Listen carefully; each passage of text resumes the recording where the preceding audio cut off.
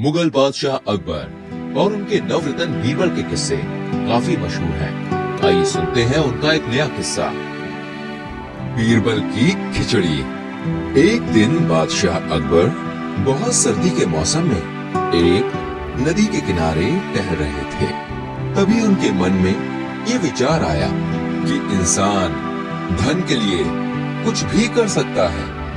अपने विचार को परखने के लिए उन्होंने घोषणा की कि जो आदमी सर्दी के इस मौसम में नदी के ठंडे पानी में रात भर खड़ा रहेगा उसे शाही खजाने से 100 स्वर्ण मुद्राएं दी जाएंगी। इस घोषणा को सुनकर एक गरीब धोबी ने सारी रात नदी में खड़े खड़े बिता दी और अगले दिन बादशाह के दरबार में आकर अपना इनाम मांगने लगा।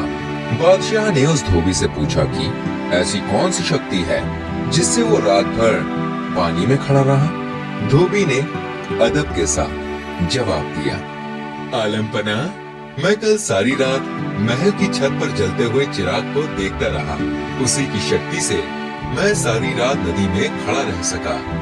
बादशाह ने उसका जवाब सुनकर कहा, इसका मतलब तो ये हुआ कि महल की रोशनी की आज की गर्मी के कारण तुम सारी रात पानी में खड़े रह सके, इसलिए तुम इनाम के सच्चे हकदार नहीं हो सकते। ये बात सुनकर धोबी उदास हो गया और बीरबल के पास जाकर निराशा भरे स्वर में बताने लगा कि कैसे और क्यों दरबार में बादशाह ने धोबी को इनाम देने से इनकार कर दिया। बीरबल ने गरीब धोबी को हिम्मत देकर उसको घर भेज दिया। बादशाह ने अगले दिन बीरबल को दरबार में ला पाकर एक सैनिक को उन्हें बुलाने के लिए भेजा। सैनिक ने उन्हें आकर सूचना दी। बीरबल ने सैनिक से कहा कि जब उनकी खिचड़ी पूरी पक जाएगी तभी वो दरबार में आ सकेंगे।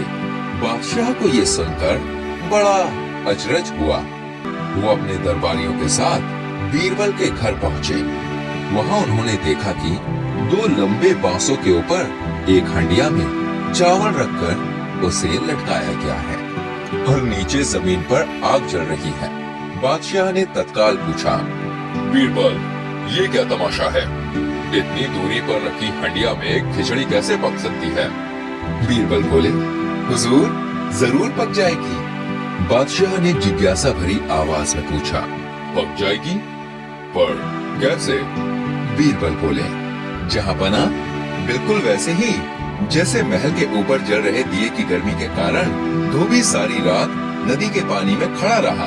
वही बादशाह अकबर बीरबल का ये उत्तर सुनकर बड़े लज्जित हुए और उन्होंने तुरंत धोबी को ढूंढ लाने और पुरस्कृत करने का आदेश जारी कर दिया। दोस्तों, यही कहानी है बीरबल की खिचड़ी कहावत के पीछे की, जो आज भी तब इस्तेमाल की जाती है जब कोई साधारण काम करने में बहुत वक्त लगा देता है।